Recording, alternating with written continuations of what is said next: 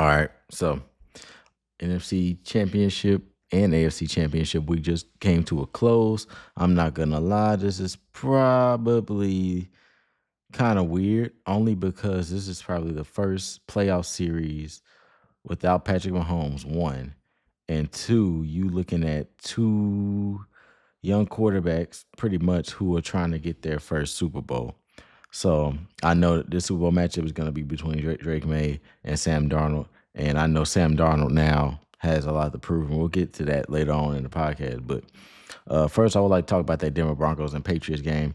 A lot of people do have mixed reviews about it, only because of the simple fact that, one, it was played in the snow, and two, it was a very defensive game with a second string quarterback by the name of Jarrett Stidham. Now, this game did start off in the favor of the Broncos. Jarrett Stidham did show that he can go out there and lead his team down the field early on. He threw a deep bomb to Marvin Mims, and it really got things started on the offensive end. And then later on, they did score a touchdown later on in that drive. But the things that happen in championship games is also because of the climate.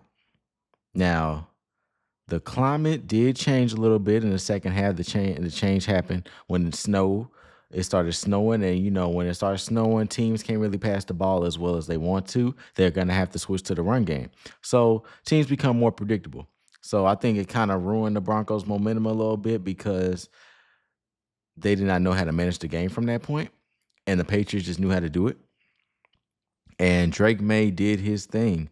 Only 86 passing yards, but he also did a lot of good things on the ground. I think Drake May was better on the ground than Jarrett Stidham, which helped them win the game. As you can see, late game, Drake May had to get that first down. He ran for the first down, and it gave his team the win.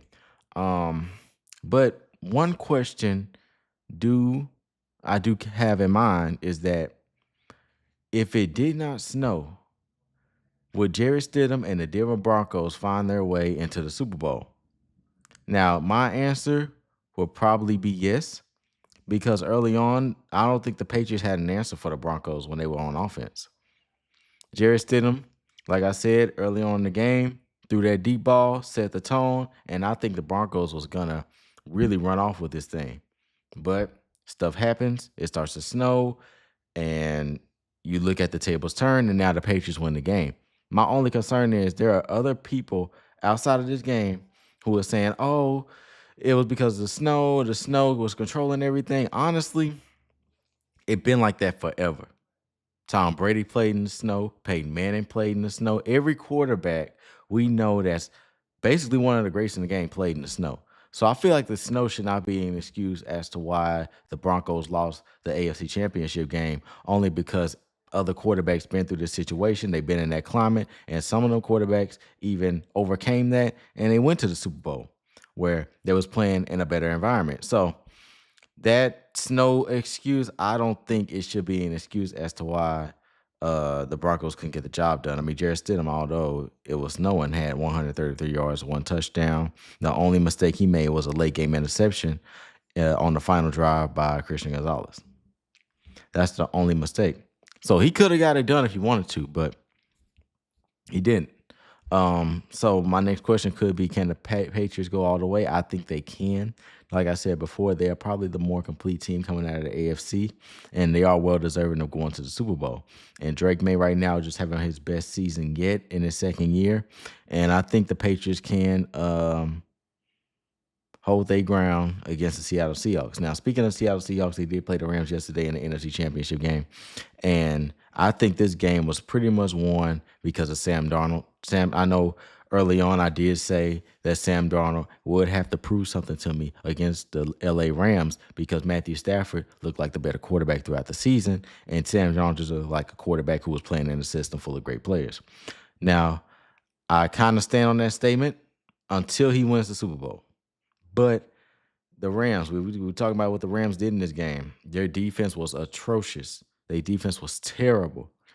Jackson Smith and Jigba had 10 receptions for 153 yards and a touchdown on those guys. That defense was terrible, allowed 31 points. And not only that, the Rams kept shooting themselves in the foot in other areas. In the second half, Rams could have had another possession, but it was a muff punt.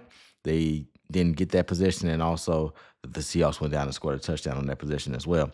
So if the Rams had that possession, they would probably had a chance to lead the game from that point on. So that's one thing that I did not like. It's just a lot of turnovers, and then also a lot of Rams defense that's allowing 31 points is never a good defense.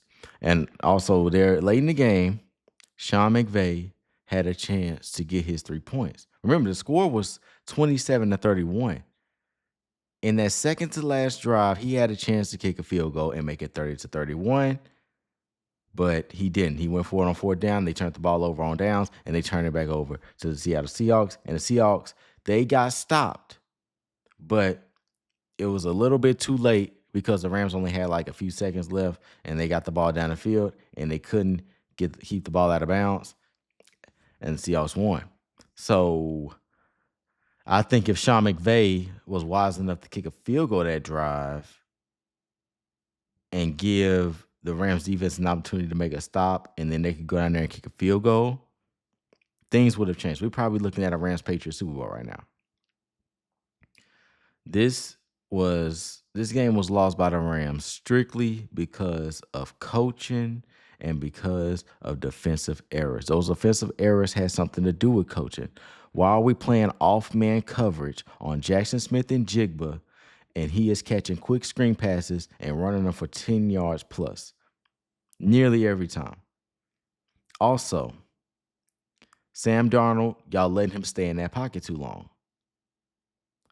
You got to send somebody at Sam Darnold. And when y'all did, it worked out in y'all favor. Now, Rashid Shaheed, I know the first couple plays, they tried to jam him. He burnt them. I probably would have went at him again with the jam. I think they approached it wrong when it came to playing the Seahawks receivers, and they were able to have their way with the Rams defense. And that's the reason why the Seahawks won that game. Sam Darnold threw for 346 yards and 3 touchdowns. Now, I see no wrong in the Rams offense. They did all they can do. Puka Nacua, 9 receptions, 165 yards, 1 touchdown. Devontae Adams, 4 receptions, 89 yards, 1 touchdown. I see no wrong in the Rams offense. Matthew Stafford, 374 yards, 3 touchdowns. He basically matched with Sam Darnold. But like they say, defense wins championships, and that Rams defense was not a championship defense. Now, one question I would like to say, has Sam Darnold proved everyone wrong? At this moment, yeah. He was able to overcome everyone in the NFC. But now he has a bigger test. He has to go to the Super Bowl against an MVP Drake May, probably, and go against a Patriots defense that's pretty much dominated this entire AFC playoff run. If Sam Darnold can prove himself against the New England Patriots on February 8th, 2026, and win a Super Bowl, everything that Sam Darnold did at the start of his career, where he was playing really bad on the Jets and he was becoming a backup QB who was about to be a journeyman, all that's going out the window, and he's going to be that $100 million man that we're going to see in the offseason sign that contract, right? So if he does that, he's basically proved myself and all the doubters wrong. So with that being said, Super Bowl February 8th, 2026. Let me know in the comments who y'all got. That'll be the end of this podcast. Thank you all so much for watching. If you guys like this video, make sure you guys subscribe, and I will see you all in the next one. Peace.